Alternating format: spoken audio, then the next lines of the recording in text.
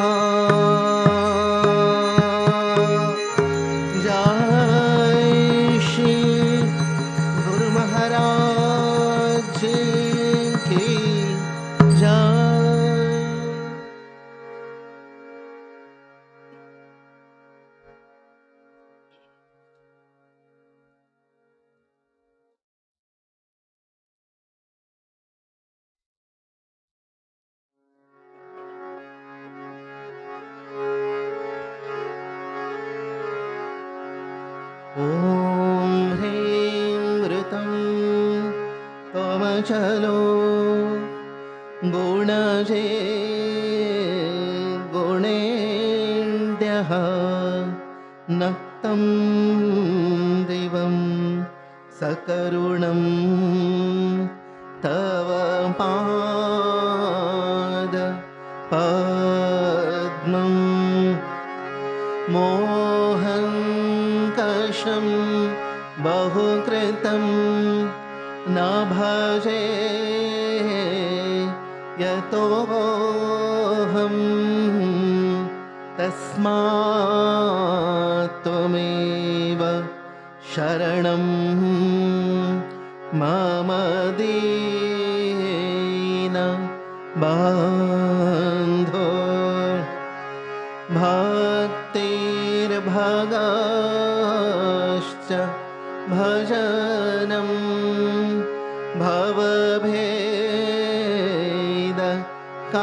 भवभेदकारी गच्छन्त्यलं सुविपुलं गमनाय तत्त्वं वक्त्रोद्धृतोऽपि हृदये न मे भाति किञ्चित् तस्मात् त्वमेव शरणं मम दीन बन्धो तेजस्तरन्ते तरसा त्वयि तृष्णाः रागे कृते ऋतपथे त्वयि राम कृष्णे मर्त्यामृतं तव पदं मरणोर्मि नाशं तस्मात् त्वमेव शरणं मम दीन बन्धो कृत्यं करोति कलुषं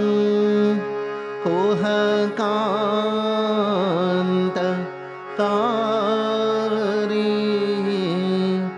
श्नान्तं शिवं सुविमलं तव नाम नाथ यस्मादहं त्वशरणो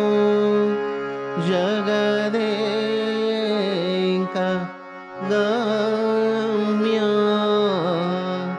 तस्मात् त्वमेव शरणं मम दीन बन्धो ॐ स्थापकाय च धर्मस्य सर्वधर्म स्वरूपिणे अवतार वरिष्ठाय रामकृष्णाय ते नमः। ॐ नमः श्री भगवते रामकृष्णाय नमो नमः। ॐ नमः श्री भगवते रामकृष्णाय नमो नमः। ॐ नमः श्री भगवते रामकृष्णाय नमो नमः।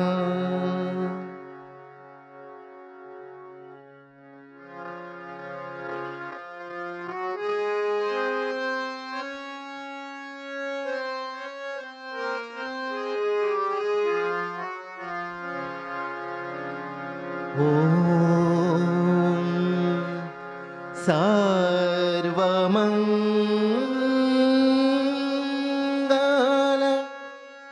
माङ्गल्ये शिवे सर्वार्थ साधिके शरण्ये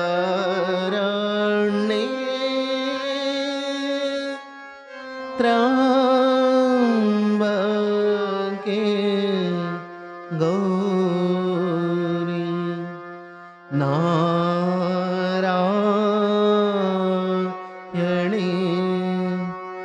नमोस्तुते। सृष्टिस्थिति विनाशानां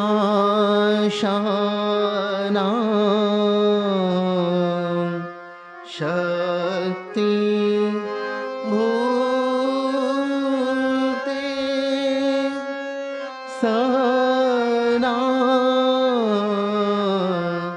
सनातनी गुणा शये गुणमये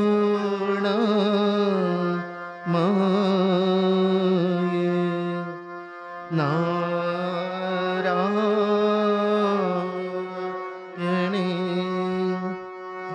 नमो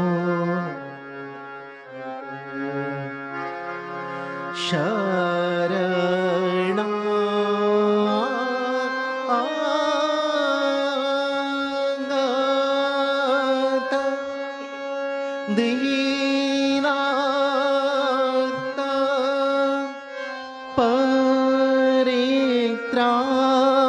परित्राण परायणे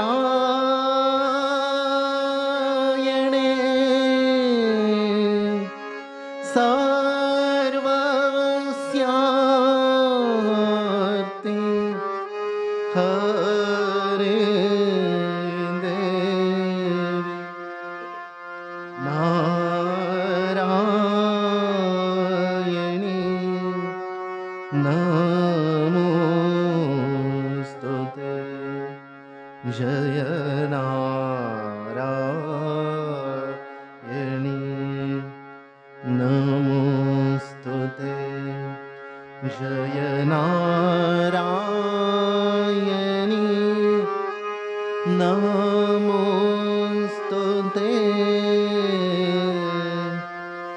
जय नारायणी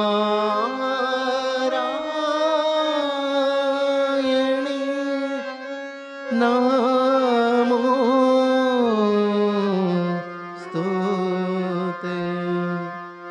जय नारायणी नमोस्तुते।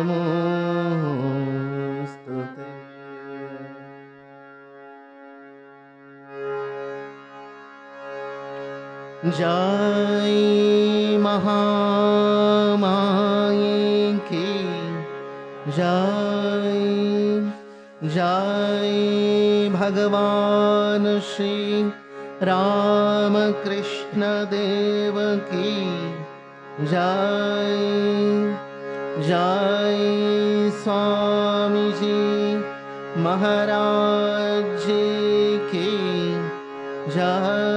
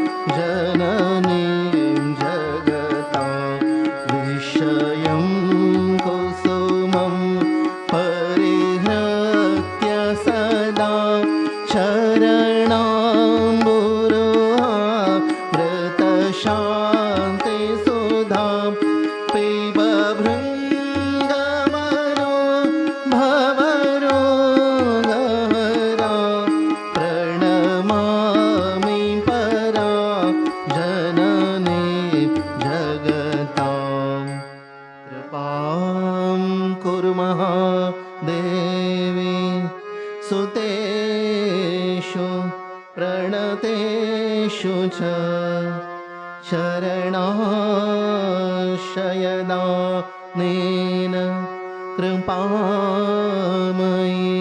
नमोऽस्तु ते। लज्जापटावृते नित्यं शारदे ज्ञानदायिके पापेभ्यो नः सदा रक्ष कृपामयि नमोऽस्तु ते। रामकृष्णगत प्राणां तन्नाम श्रवणप्रियां तद्भाव रञ्जिताकारां प्रणमामि मुहुर्मुहुः। पवित्रं चरितं यस्याः पवित्रं जीवनं तथा पवित्रता स्वरूपिण्यै तस्यै कुर्मो नमो नमः। देवीं प्रसन्ना प्रणता त्रिहन्त्रीं योगेन्द्रपूजां योगधर्मपात्रीं तां शारदां भक्तिविज्ञानदात्रीं दयास्वरूपां प्रणमामि नित्यं। स्नेहेन बध्नासि मनोस्मदीयं दोषानशेषान् सगुणैकरोषि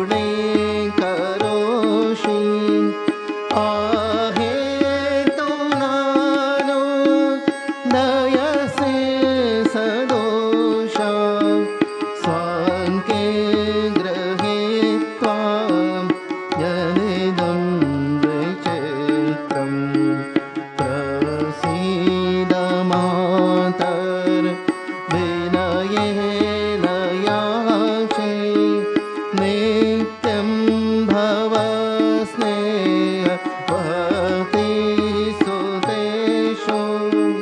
प्रेमैकविन्दुं क्षीरदाब्धचित्ते येषुं च चित्तं कुरु न सुशान्तं। जननीं शारदां देवीं रामकृष्णं जगद्गुरुं पादपद्मे तयोषित्वा प्रणमामि मुहुर्मुहुः। प्रणमामि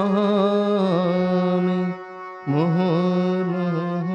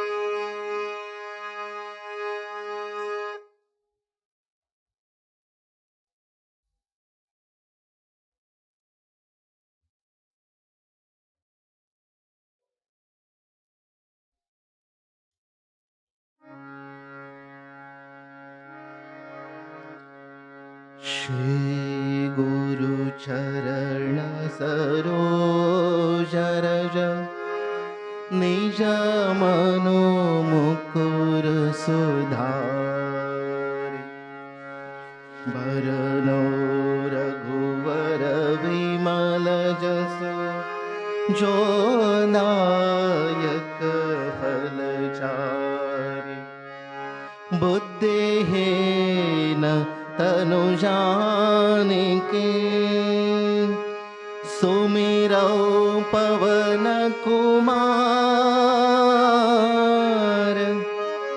बल बुद्धि विद्या देहु हरहु कलेस विकार जय हनुमान ज्ञान गुण सागर जय कपीस तिहु लोक उजागर रामदूत तुलित बल धामा अंजनी पुत्र पवन सुत नामा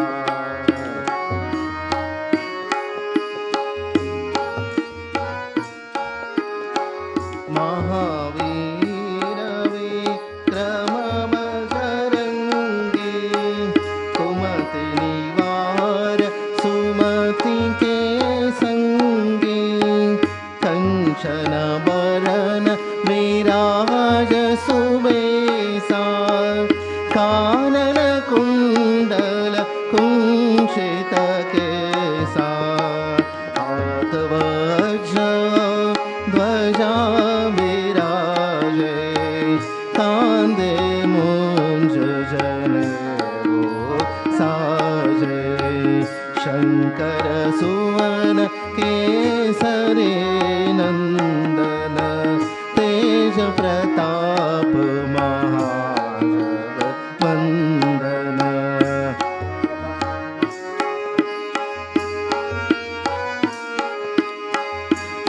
विद्यावान गुणी अति चातुर राम काज करिवे को आतुर प्रभु चरित्र सुनिबे को रसिया राम लखन सीता मन बसिया सूक्ष्म रूप धरि सियहि दिखावा विकट रूप धरि रंग जरावा भीम रूप धरि असुर संहारे रामचंद्र के काज संहारे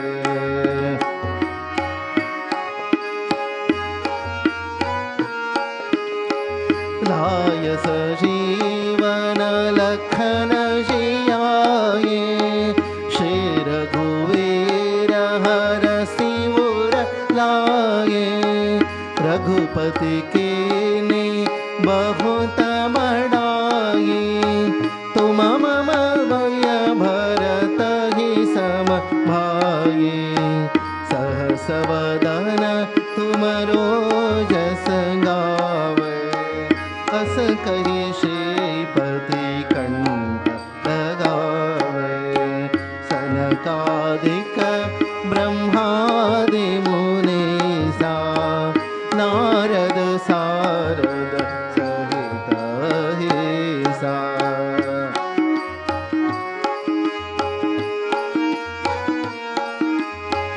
जम कुबेर दिक्पाल जहाते कवि कोविद कहि सके कहाते तुम उपकार सुग्रीवहि कीन्हा राम मिलाय राजपत दीना तुमरो मंत्र विभीषण माना लंकेश्वर भय सब जग जाना युग सहस्र योजन पर भानु लील्यो ताहि मधुर पल जा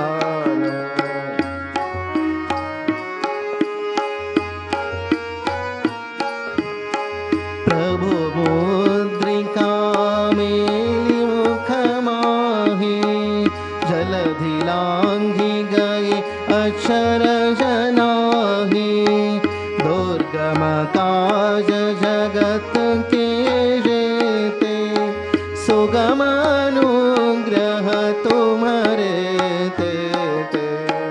राम दुआरे तुम रखवारे, होतन आज्ञा बिनु पैसारे। सब सुकल है तुम्हारे सरना, तुम रक्षक काहो को डरना।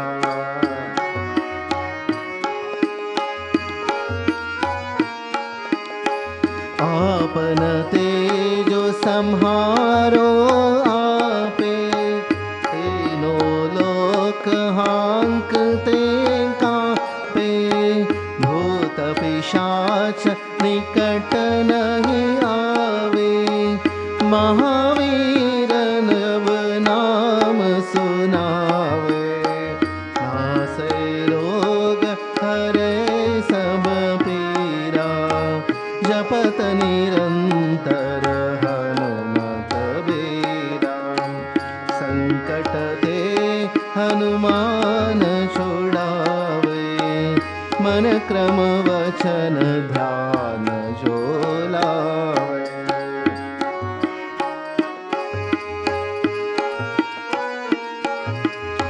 सब पर राम तपस्वी राजा, तिनके काज सकल तुम साजा।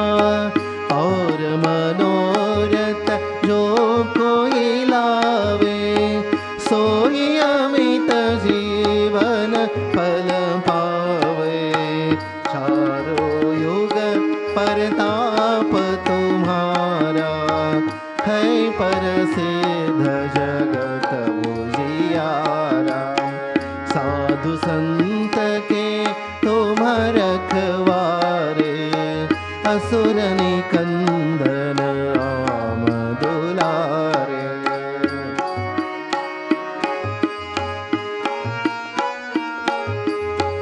अष्ट सिद्धि नौ निधि के दाता, असबर दीन जानकी माता।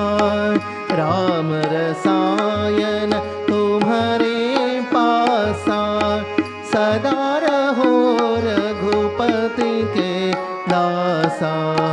तुम्हारे भजन राम को पावे, जन्म जन्म के दुख बिसरावे। अंत काल रघुवरपुर जाई, जहाँ जन्म हरि भक्त कहाई।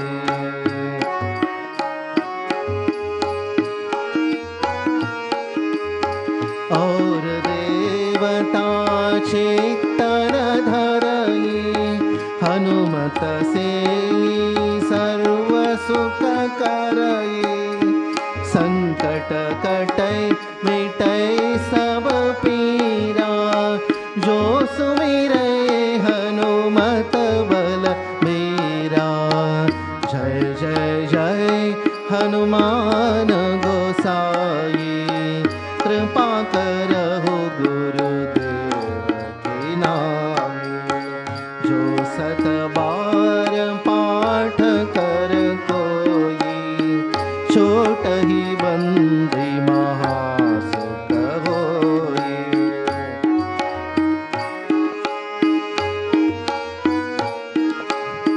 जो यह पढ़ै हनुमान चालीसा, होय सिद्धि साखी गौरीसा। तुलसीदास सदा हरि चेरा, कीजै नाथ हृदय मह डेरा। कीजै नाथ हृदय मह डेरा। पवन तनया संकट हरन, मंगल मूर्ति रूप। राम लखन सीता सहित हृदय बसहु सुर भूप।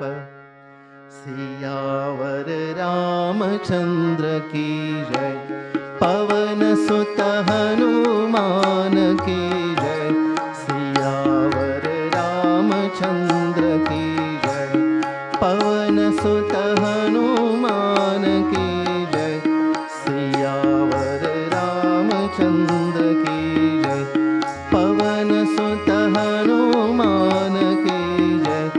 सियावर रामचंद्र की जय। श्री राम जय राम जय जय राम। श्री राम जय राम जय जय राम। श्री राम जय राम जय जय राम। श्री राम जय राम जय जय राम। श्री राम जय राम जय जय राम। श्री राम जय राम जय जय राम। श्री राम जय राम जय जय राम। श्री राम जय राम जय जय राम। श्री राम जय राम जय जय राम। श्री राम जय राम जय जय राम। श्री राम जय राम जय जय राम। श्री राम जय राम जय जय Ram.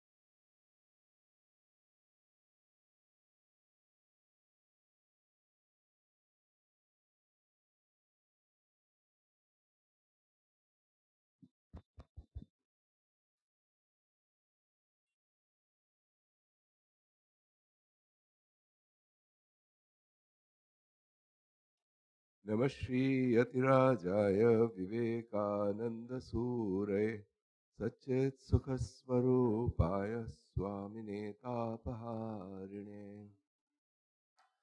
So we had fairly completely analyzed threadbare this statement, Mahavakya Tattvamasi from the Chandogya.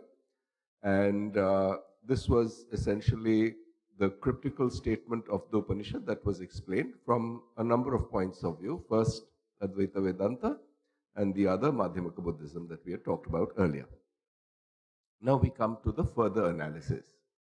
Then came the philosophers. We've said, repeated this, we've read this out a little bit, but I think it's worth repetition. Then came the philosophers. The work of the Upanishads seems to have ended at that point. The next was taken up by the philosophers. The framework was given them by the Upanishads, and they had to fill in the details.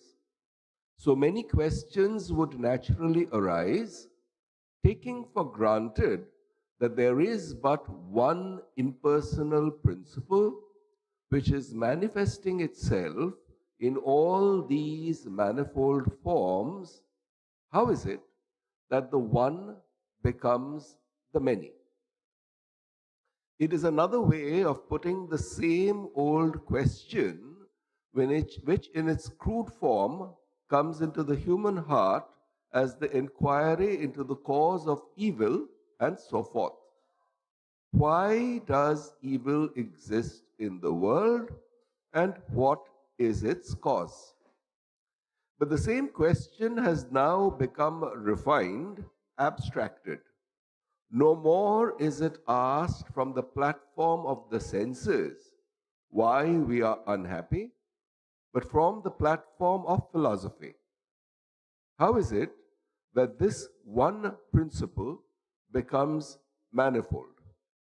And the answer, as we have seen, the best answer that India has produced is the theory of Maya, which says that it really has not become manifold, that it really has not lost any of its real nature. Manifoldness is only apparent. Man is only apparently a person, but in reality, he is the impersonal being. God is a person only apparently, but really, he is the impersonal being. Here, in one paragraph, this fundamental doctrine, much misunderstood, the idea of Maya, has been summarized. And the key word here is the word real. What is being said here is that nobody has really lost this full glory of being the one undivided impersonal being. What one is doing here is taking this principle, this conscious principle that is there in each and every one of us, and then asking, what exactly is this conscious principle? What is it that leads to this experience? I am experiencing the world. I am seeing this. This I am, which is the fundamental notion of the subject based on which we value things, give reality to things. What is that? See, when we think and work in terms of objective reality, we take the world as the first fundamental precept, and then on the basis of that, we start analyzing and getting into the guts of things.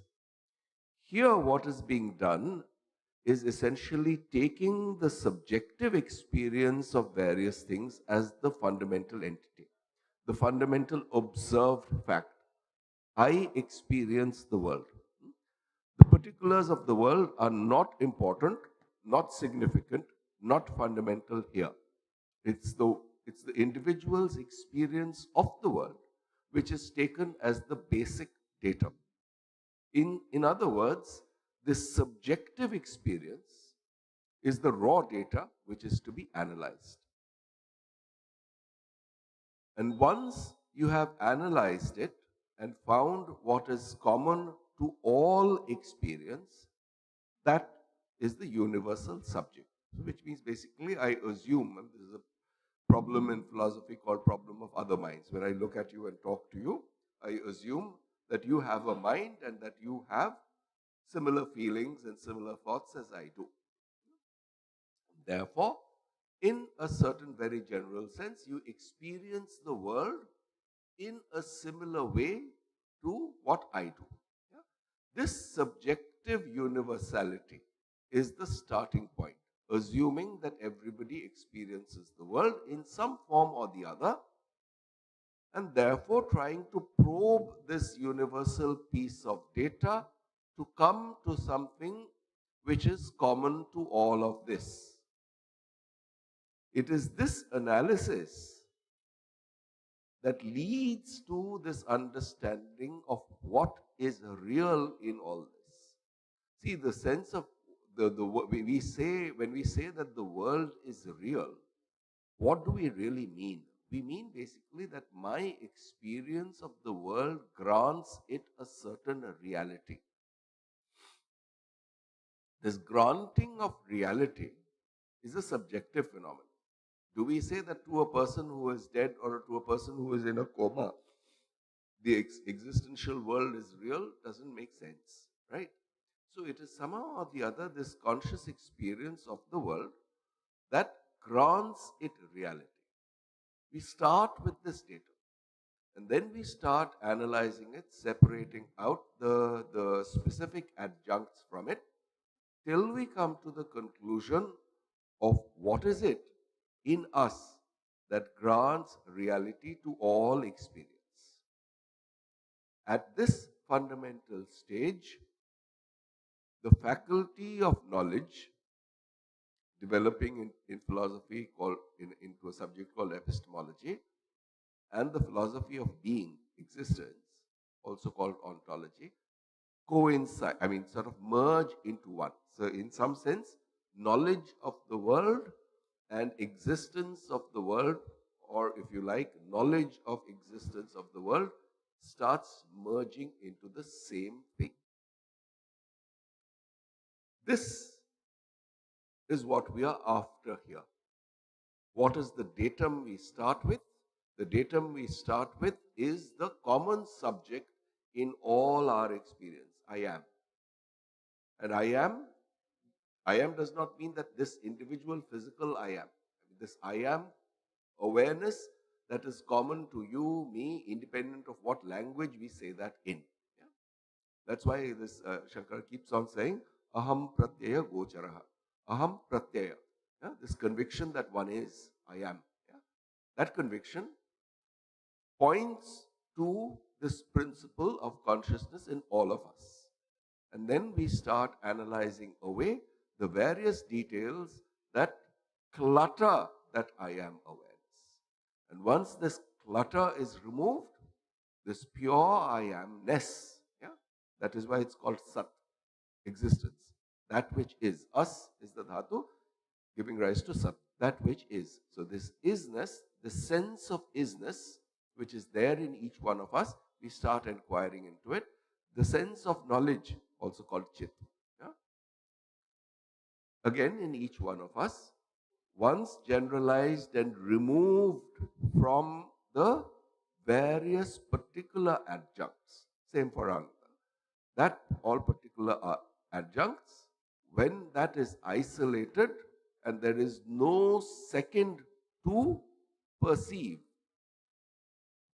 So that is what we are after. That experience is what we are after. Which means that if it's when we say that, when Vivekananda says here that,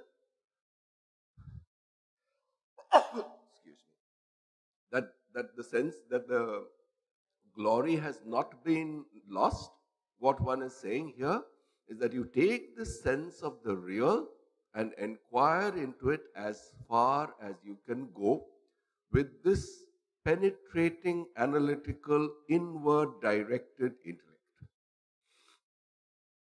That intellect, which means, again, as we have said before, that intellect should be replaced by the Sanskrit word buddhi, by which one means the capacity to feel, will, and think, all combined into one, which means basically one's entire being.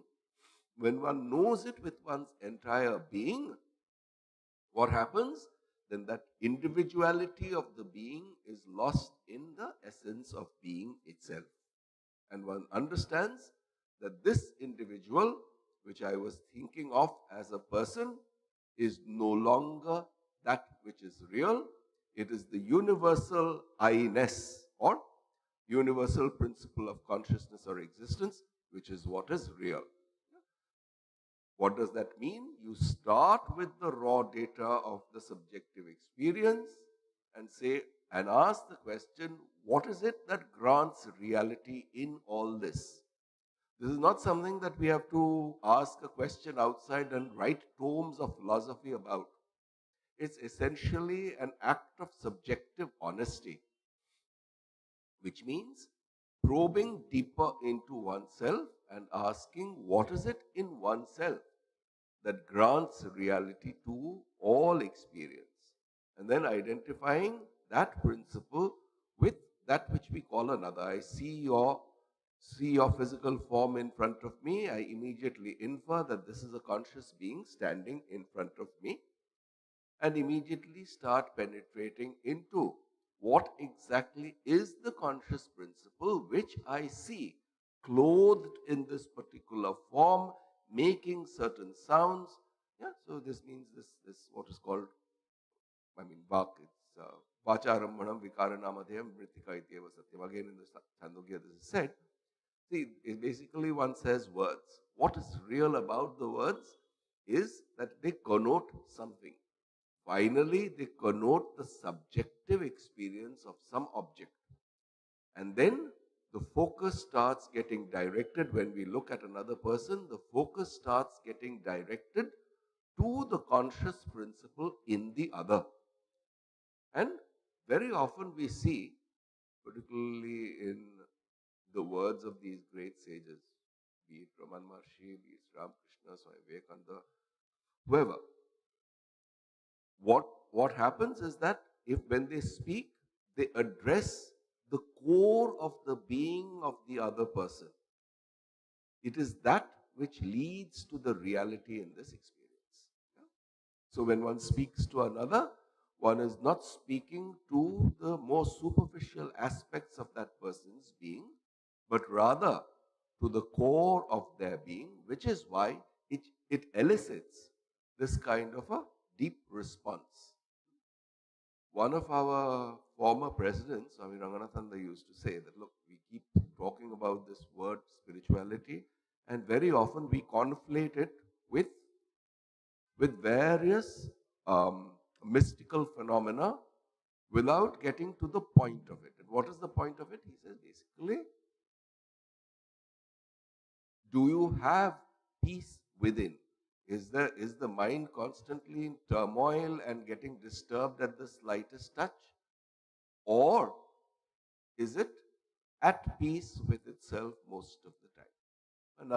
One of our presidents used to say, where do you get your satisfaction? Does your satisfaction lie in somebody else's pocket? Can somebody else or some other phenomena outside you dictate your satisfaction? Or are you satisfied with your being itself? This is one criterion. The other, this is the aham of the aham brahmasmi, or in the tattvamasi, the tvam. And at the same time, do you spread that in the form of service to those around? Do you emanate, and are you successful in making those around you joyful without, as just a quality of your being? These two criteria, yeah, being at peace with oneself and being able to be a source of peace and joy to others. These two are the sole criteria of what spirituality is about. The rest is just doctrines and dogmas and books and temples, etc., etc. This is the core of it, which means it captures the human spirit in its essence. From the point of view of Vedanta, what is it? Being at peace with yourself and developing that quality is essentially the Tvam Pad Shodhana. Yeah? Tat Tvam Asi. That's where we started this lecture. Tvam, you. That Tvam Pad Shodhana means as it becomes cleansed, purer and purer, what happens? That the mind develops more and more of a capacity to be at joy and peace without anything outside. First. Second, it also develops that capacity to be a source of joy and peace to those around. Excuse me. Yeah? So really, and so therefore, what is the cultivation of that? It's through meditation inwards and through service outwards. So which means it is our common sense daily life which has to be given a certain inner direction. That's all that is there to it. Yeah?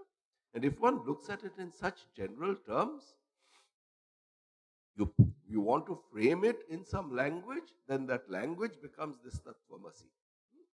The language is not particularly important.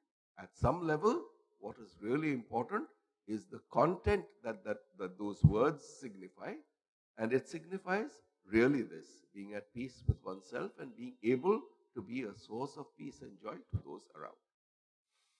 Otherwise, again, Ranganathan used to say that things become like billiard balls. Yeah? So individuals are like billiard balls bumping into each other and creating more and more chaos and conflict. So that's what it is. Okay. So this was essentially the idea behind this idea behind this theory of Maya. And what is being said here is that the idea of Maya is basically that what you are looking at is not the last word. It needs to be inquired into, because once you look around in the world, there will be this conflict, there will be this duality. So try to probe deeper and come to the universal conscious principle. Yeah? It's not supposed to be a doctrine in that sense. It is supposed to be an idea which tells us that I have not yet reached there, and therefore I need to probe deeper and deeper into reality, both subjectively and objectively. That's really what Maya is about. And what is Maya misunderstood? You convert it into a doctrine and then keep on dwelling about the various nuances of that doctrine. I forget who it was, probably Raman Maharshi. See, suppose you've taken all your garbage and thrown it in a garbage bin. What are you supposed to do with that? You're just supposed to throw that garbage out. You don't get into that garbage and say, oh, here is a rotten banana peel. Here is a used box. Here is somebody who has thrown some bodily waste in. You don't go on analyzing garbage. Yeah? Once it's analyzed, it's declared that, look, this is without value. The real value is in the subject, which is where I need to do the inquiry. And so you just take the garbage and throw it out. So analyzing and detecting what is garbage, what is inessential, it's what's called viveka, and throwing it out is what's called vairagya. Yeah? Throwing it out not physically, just saying that, look, I have no value for this. I have no need for this anymore. Yeah? And therefore, what is the context? Maya is the doctrine. Maya, if you think of it as a doctrine and keep on analyzing it, then there's a problem. Because that's the garbage that is to be thrown out. It's supposed to encourage a process of subjective inquiry, not keep on analyzing the object that has been excluded as not of value. What is happening really then? One is attaching value to that which one has declared to be without value. Yeah? So one is being led astray. So this really is what Maya is about. Now, how did this idea, how did this theory come into existence? Now, that's what is being discussed now. Even in this answer that it is all Maya, there have been succeeding stages, and philosophers have varied in their opinions. All Indian philosophers did not admit this theory of Maya. Possibly most of them did not. There are dualists with a crude sort of dualism who would not allow the question to be asked, but stifled it at its very birth. They said, you have no right to ask such a question. You have no right to ask for an explanation. It is simply the will of God, and we have to submit to it quietly. There is no liberty for the human soul. Everything is predestined. What we shall do? Enjoy, suffer. Have, enjoy, and suffer. And when suffering comes, it is our duty to endure it patiently. If we do not, we shall be punished all the more. How do we know that? Because the Vedas say so. And thus they have their texts and their meanings, and they want to enforce them. This is the crudest form of dualism. It does not satisfy the quest for knowledge in the human heart. Yeah? Which is why there has been a rebellion in the hearts of those who craved clarity, in the hearts of those who craved knowledge and understanding. See, we typically think of knowledge as something that is purely intellectual, but we do not recognize that it is the human heart that craves truth and understanding and clarity above everything else. And it is this core feature of our being, that desire for truth above everything else, clear knowledge and understanding, that impels the inquiry, the process of inquiry, the process which we call going on in our brains. Yeah? When these get unified and seen as one, the thirst and craving for truth and the process of inquiry start getting unified. Yeah? Here, what is being said is that people who have not been able to inquire so deeply, they get stuck at this phase of dualism. Yeah? And therefore, what happens? They come up with this bizarre notion that everything is caused and there is a cause and effect relationship in everything, and that is what the world is about. And they take this doctrine of cause and effect and extend it into a domain where there is absolutely no evidence of its happening. Yeah? So, extreme case are the karma kandins or the or the purva mimamsakas. Yeah? What do? They say that, okay, you perform such and such a yagna or such and such rituals, and then that is going to give you such and such an effect. And what is that effect? Oh, no. If you don't see that effect in this physical world, what will happen? Oh, it is some other effect which is basically apurva, which you are going to get in some heaven or the other. No wonder the skeptics throw away all this, and the more positive way of inquiry is what leads to Uttar Mimamsa or Vedanta. Yeah? It basically says that, look, this cause and effect relationship is true only in a limited context. Do not extend the domain of causality to a place where we have no evidence for its validity. Why?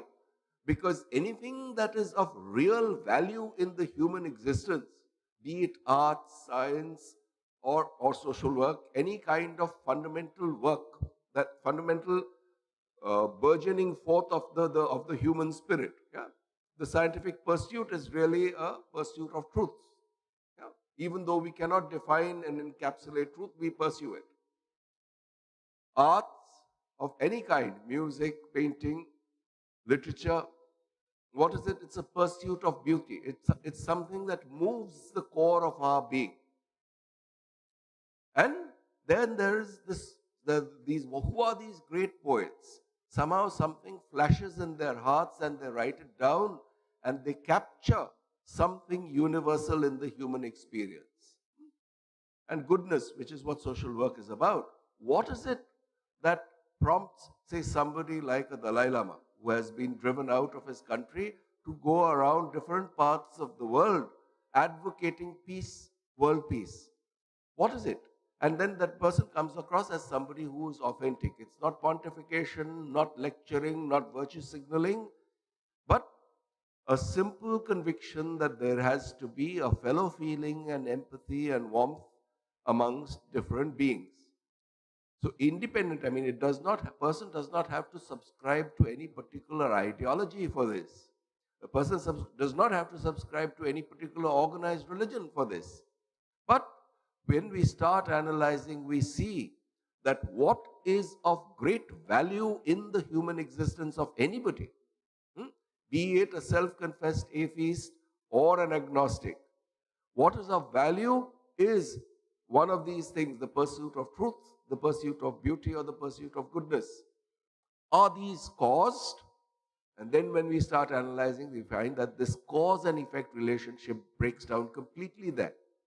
So in our subjective lives, that which is of real value, that which is of lasting value, that to which we as human beings assign lasting value, yeah, these are not caught within the mesh of cause and effect.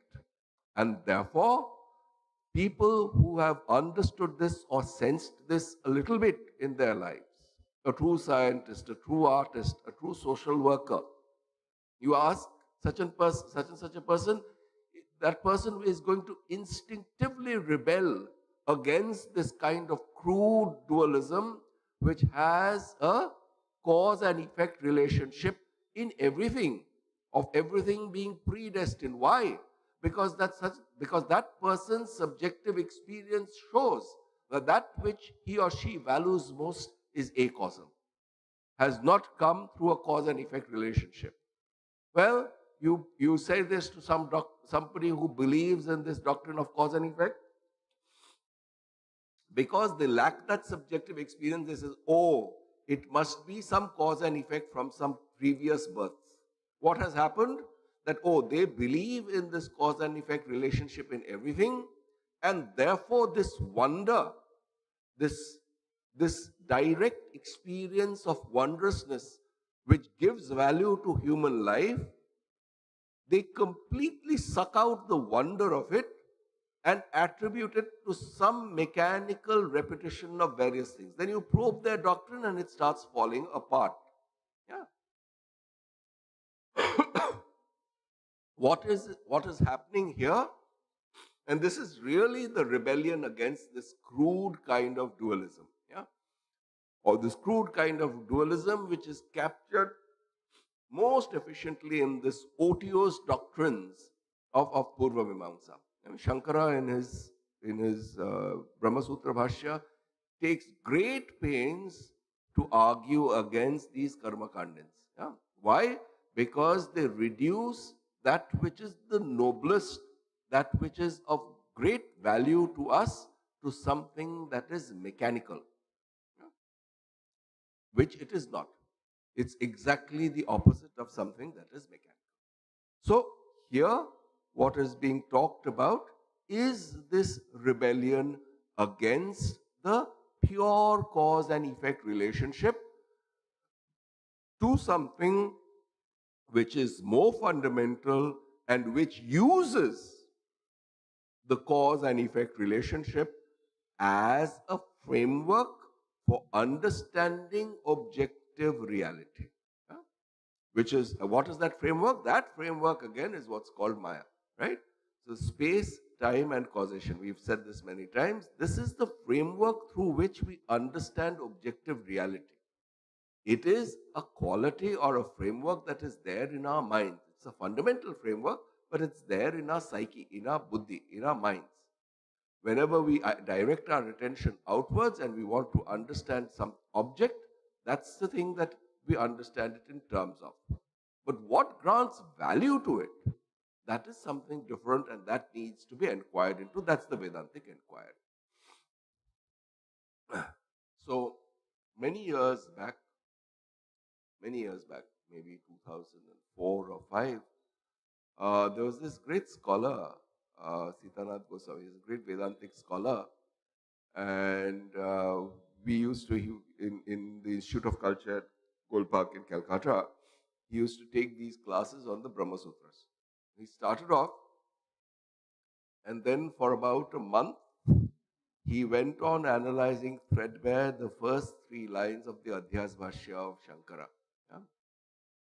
And he explained one particular thing which has stuck even to date because it's so remarkable.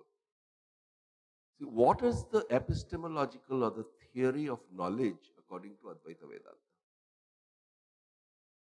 And it's, I mean, different schools have what are called Khyati-vada. Yeah? So essentially, what is it that gives rise to this conviction that something is true? Yeah? Knowledge, theory of knowledge. And the Advaitic idea is anirvachaniya khyati, which means it is not something that can be encapsulated by a theoretical, intellectual framework. This is what that means it cannot be talked about, it cannot be said. Just as the ultimate truth is the end point of the inquiry, so also in and through every act of cognition and knowledge, one needs to grasp this idea. What are the qualities of any piece of knowledge? Avidyak. Yeah, so these are the 3 description adjectives that are given. Avidyak, which means born of avidya. And you talk about this to somebody, they think that avidya is some kind of a thing. So avidya is this thing called non-knowledge. Out of that thing called non-knowledge, knowledge springs forth. That's a bizarre and completely weird interpretation. It's essentially trying to put in some mysterious meaning where no mystery is there. It's simply stating that before knowing, you do not know. That's all. Non-knowing of a particular thing is a precondition for knowing it. If something is already known, you don't say, I'm knowing this. Yeah? So that's the first condition, avidya. From avidya, you get vidya. Precondition of knowledge is absence of knowledge. One. It's an obvious thing. Avidyak tatkal utpanna. That spark of knowledge or that flash of understanding happens at that instant. It is not something that goes through evolution in time. Which means what is happening here is that the theory or the epistemology, this anirvachaniya khyati in Advaita, is cutting through this notion of time. Tatkal utpanna. It happens at an instant. There is no time there. Third, abhinava. It is new. Every piece of knowledge that we acquire is new. What is this based on?